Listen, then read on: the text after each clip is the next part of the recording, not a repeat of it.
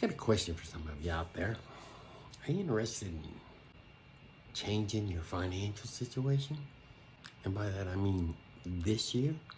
Or are you good with just sticking right where you're at for, I don't know what you got left, let's say 20 years, 30 years, 10?